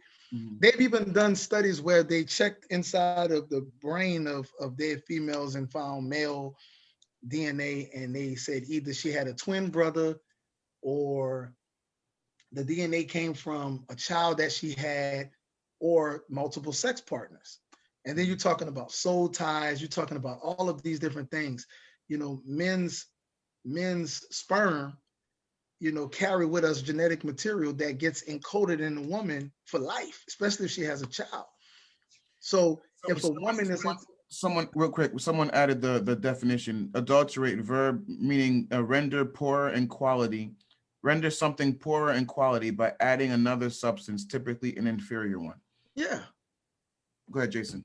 So, okay, to that.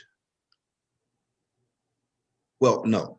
Before I ask, I want Brother Ram to continue because I'm very clear on the adulterate thing, and I've actually studied that. I'm very familiar with the genetic crisscrossing and the rewiring and the pH balancing, and I'm very good with that. I mean, and to your point, during intercourse, the woman's body pH balances for the sperm of her husband. Yeah. And so, I think that just to add to your point. So please continue on the natural order. Yeah. So, well, I mean, it's a lot of technical terminology in reference to that, but fundamentally, what I was saying was that and again, you mentioned the Native Americans. The Native Americans didn't subscribe to the same spiritual or cultural beliefs from which we are referencing. As Christians or as a Hebrew, we have a certain spiritual perspective on the divine order between God, man, woman, and children. Based on the covenant. So, Based on our covenant. Yeah. So the Native Americans and many other peoples who did practice, multiple husbands, and for whatever their society or their communities produced, I'm not too familiar with. But what I can say is that I know that the majority of the planet, prior to a certain dispensation of time, did in fact, polygyny was the norm. Or it was acceptable without rejection. Even if that meant you had to be of a certain socioeconomic status in order to have more than one wife. Even if that was the restriction or the limitations or the extent in which it was practiced. The point is that was considered to be a socially acceptable thing. within the context of that divine order again. So with that being the case, and thank you for the point of clarification. And you're right, that multiple cultures historically for thousands of years, for millennia, have participated in polygamy. And I'm really, you know, the word adultery gets thrown around, but the concept of what is behind the word is very rarely clarified, and I'm grateful for that. I'm curious as to, so from a pragmatic standpoint, I understand. I understand the position. From a divine order and even a physiological standpoint, I understand, right? From what you just presented on natural order, or yeah, the natural order. I would be curious, right, as to how we apply the natural order to the physiology and biological makeup of a woman in relation to multiple men. And to adulterate means to add something that is inferior, right? And yet we are, it appears we are sidestepping the natural order as it has been created. Oh, we're going back to the original question of Adam and Eve? Precisely, because that Okay. would seem to be for anybody. I didn't address that. Right, everybody that buys into the natural order should buy into what Jesus affirmed and God created. And it should be interesting that God did not bring an inferior, and I'm going to use a language here. No, I'll leave it right there. He did not bring an inferior to the male when he brought the female, to the man when he brought the woman. He brought an equal, and he only brought one. So I'm interested in how we move from that to this, but we claim the natural order on something else. I find that interesting. Okay, so here's another in-depth, well, and again, for the sake of time and going through everything, I'm not trying to at all avoid any of the questioning. When Anton earlier mentioned, I think it was Anton, maybe you, Brother Jason, who said about Adam and Eve. Hebraically speaking, we don't find the beginning of civilization with just one man, one woman. That's why Cain was able to go off into the land of Nod and find a wife. So when he said male, female created he, them, and they're both, and their name was Adam, in the scriptures it's referring to the Adamic civilization. All right, so from a Hebrew point of view, and that's a whole nother conversation and lesson we can go over and talk about and discuss. But the point of reference in Genesis and Bereshit, in the Genesis creative process, we are not Hebraically to think that there was just one man, one numeral, one uno man, achad, one man, and one woman that populated everybody. Because if that's the case, that means Cain married his sister that he didn't know and Adam and Eve didn't know. So once Cain killed Abel, he was going to be a vagabond wandering the earth, and someone was going to kill him. Who was going to kill him? There was nobody else, if that's the story. It was just his brothers and little brother Seth. Who did Seth marry? That means Adam and Eve had to have daughters. Why was that not mentioned? So that's another conversation. We talk about natural order. To be truthful, the Adam that we may identify as the individual Adam in the garden, we really don't know what his marital or family dynamics was. And even if it was monogamy with that one Adam, what about the other individuals that lived on the planet? What was their marital paradigm? When Cain went into the land of Nod, were they practicing polygyny?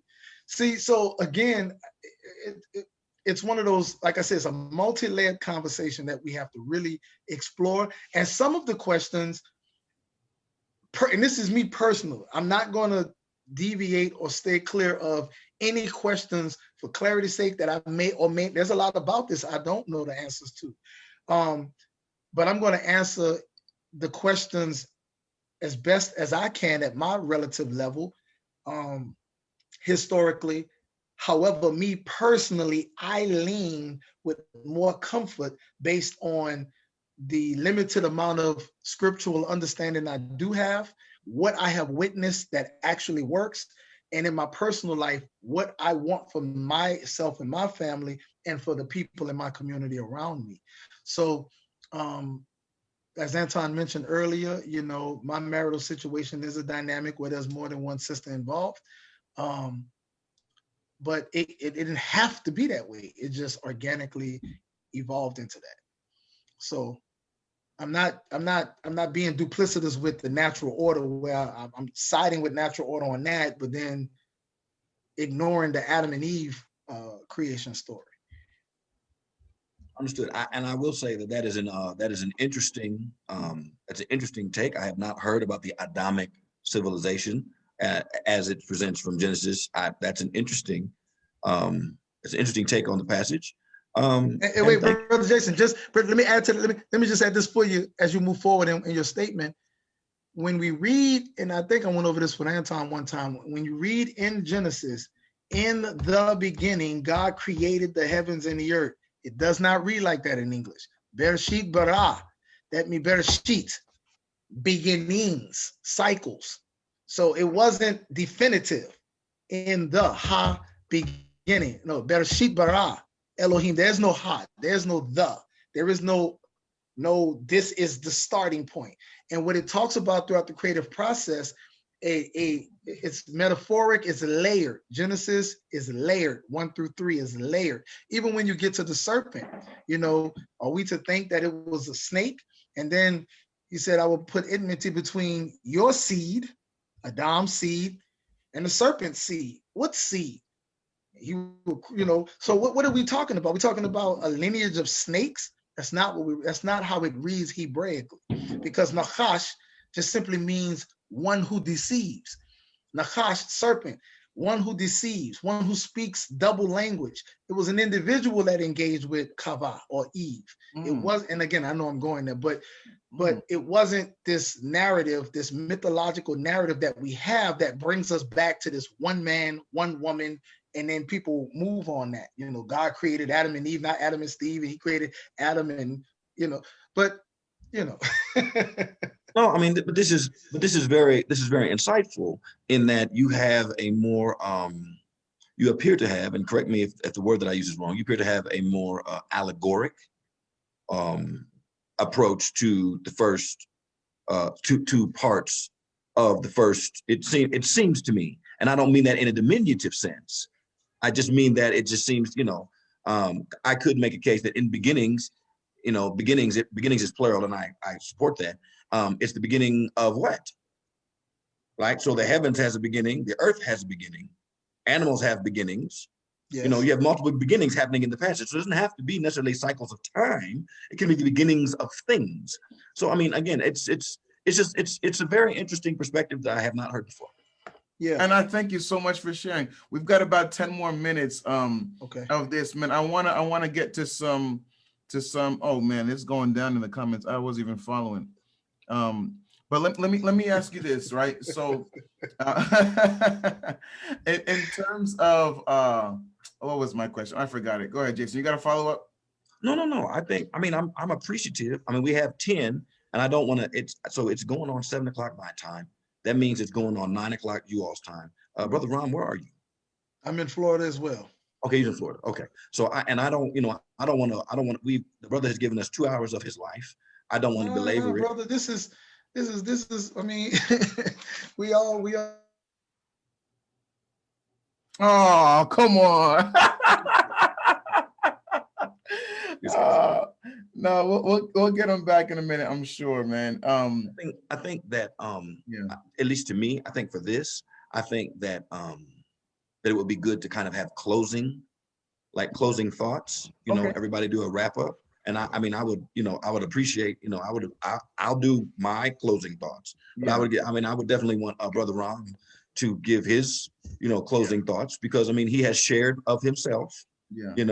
And I think that we'll go in this order. We'll go Asaf, me, then you. Okay. So just no. What the brothers have to say. No. because, and this is why, this is how it should go. This is how it should go. Honestly, I think you should go last, Antoine, because you have moderated, right?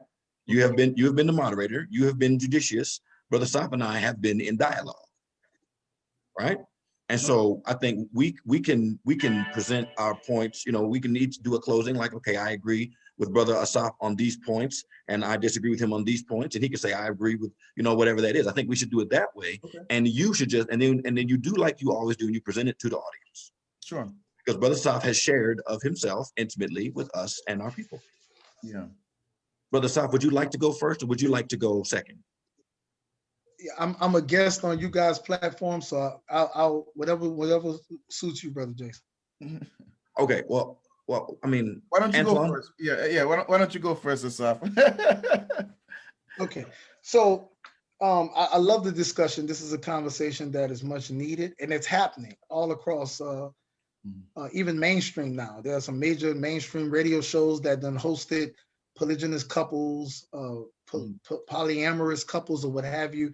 It's happening where we see in a shift among African Americans, particularly, where, you know, the conversation of polygyny is moving front and center as we try to correct a lot of these degenerate scenarios a lot of our people find themselves in. I'm open to more discussions. I'm open to answering more questions in any way possible. If you all receive any mails or messages, if anybody have any questions for me, I'm available. I'm here to serve. This has been fun with Brother Jason. We got to do this again. And Brother Jason, you got to get your like a show. You have a very dynamic radio voice. Yes, he does. So me, it won't work for me. I got a face for radio and a voice for print. So I stole that from someone, but anyway. But no, this was a blessing, and I appreciate it. So. And thank you, Brother Ram, for your time and for your transparency and for sharing your perspectives and your beliefs, because the reality is that humility in all spiritual conversation is necessary. Anyone that has been on this today will recognize that Brother Ram and I have some divergent opinions and positions, one on Leviticus 8:17 and 18. Particularly, you know, I believe that verse 18 is a clear prohibition, and Brother Ram does not.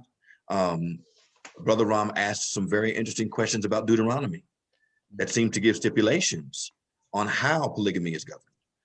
We had a very interesting discussion in Isaiah, where Brother Ram considered chapter 4 to be prophetic of the future, and I considered that prophecy didn't happen until chapter 4, verse 3. But all things considered, we all agree on the plight of our people, particularly the poor in our community and the lower educated. We agree on the plight of women in our community. And we all agree that at some point in time, our people are somewhere in Isaiah chapter 3 of the experience. It is suffering, it is painful, there is poverty, there is lack of men, there is family dissolution. We have a lot of things.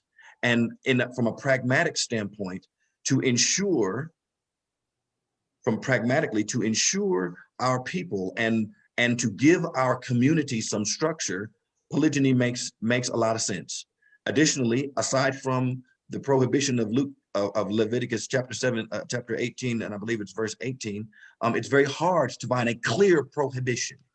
I would say this, for the person that considers themselves a Christian, you still must contend with the positive affirmations of Jesus and Paul.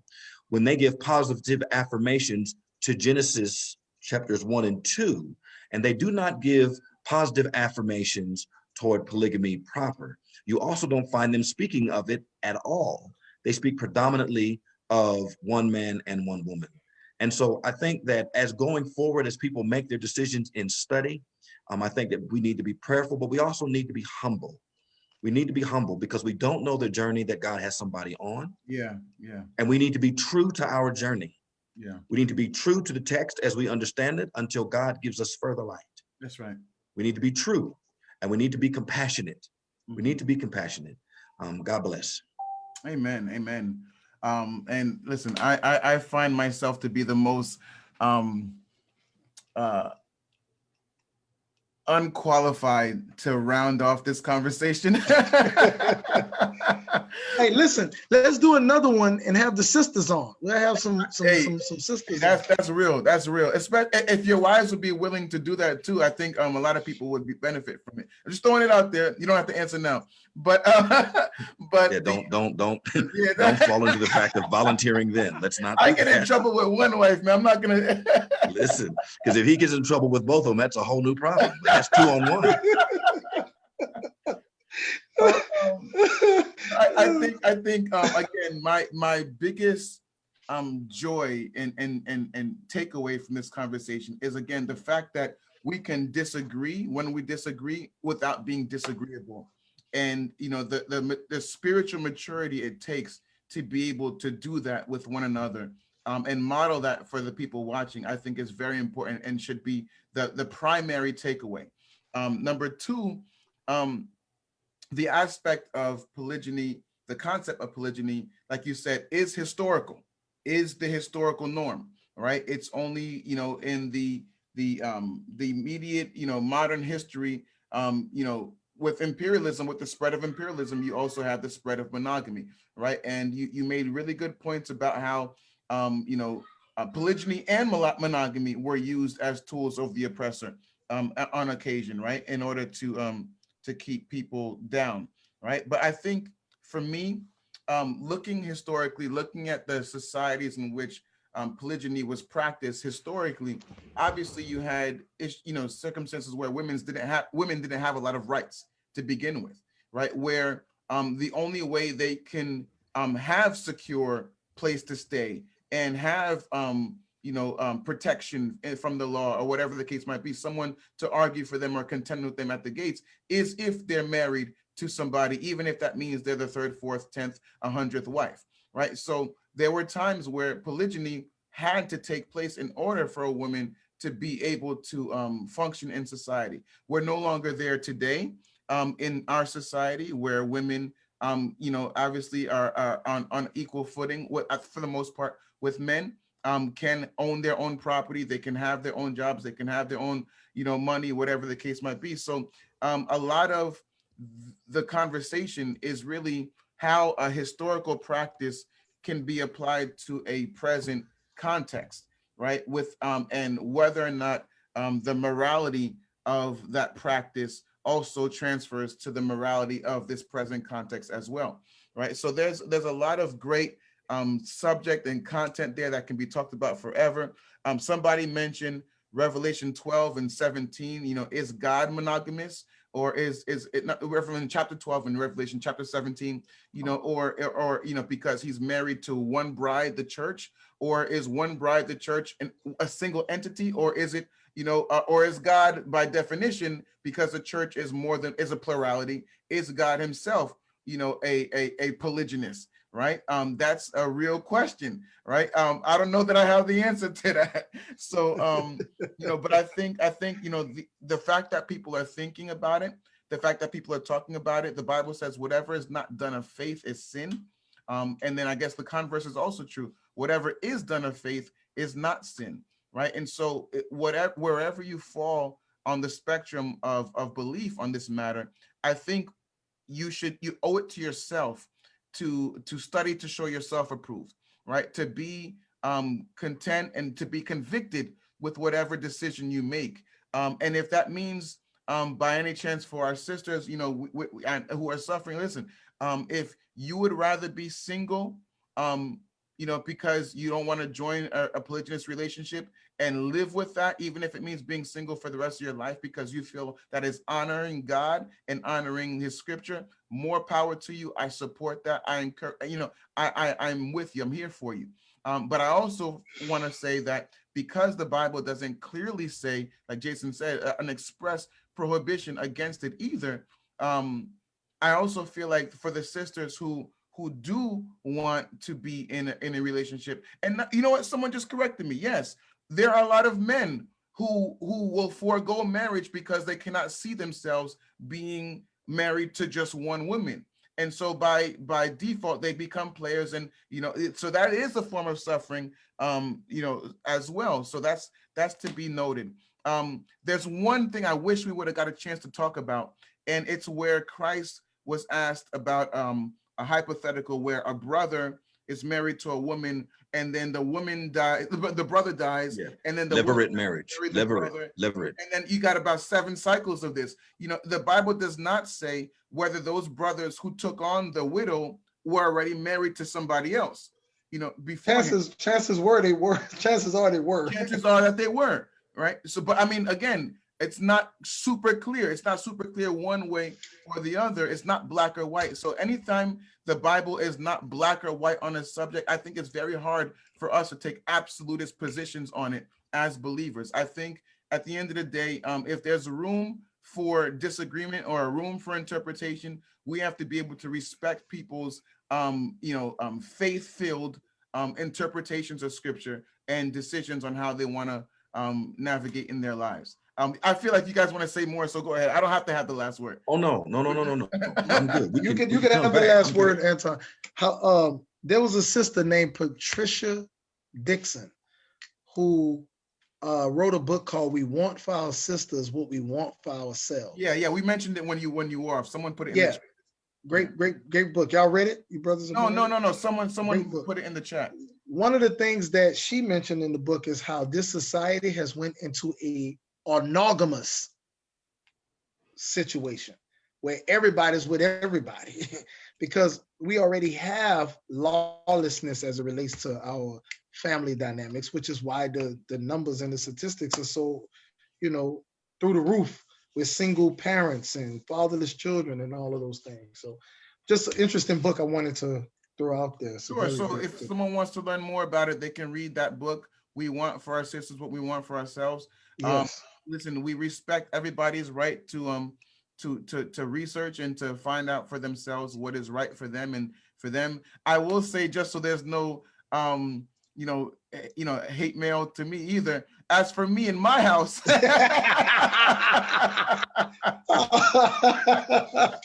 oh my goodness, in my house, right? Like, content, right? Not everyone's built like a South, man. I don't know if but for various reasons, we've chosen to keep it just the two of us, like the Will Smith song. But to somebody else, right? Obviously, if you're doing so in good conscience with God, more power to you, man. I support you. And this has been another great conversation on Crosstalk. I'm really loving this platform, Jason. I'm really loving this medium that we started, man, to share with others, man. I see people were also very blessed and are proud that we had this conversation as well. Thanks for supporting. Thanks for listening. If you're watching or you're listening, please share with people. Like the page. That helps us as well to for Facebook's algorithm to get it out to more people. Jason just put a great book in there as well. Polygamy in the Bible by Ronald A.G. Du Perez is also quite instructive. There's some really good resources out there. Study to show yourself approved. Don't just rely on us. We're just starting the conversation. This is not by any means the end.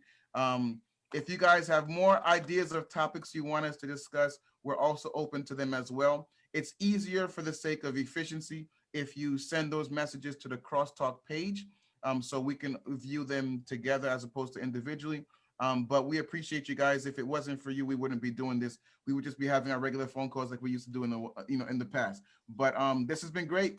Amen. God bless. Benediction, Jason. Absolutely. Yeah. Loving God, we want to thank you for this time, and we thank you for our brother Ram. And Father, you see him and his family, and we ask for your continued protection and grace upon him. We ask for wisdom in his family. We ask for love and for favor as you continue to journey with them in life. Allow them to prosper. We thank you. Amen. Amen. I love it. I'm gonna kill the Facebook real quick. I'm gonna try to do it the right way this time.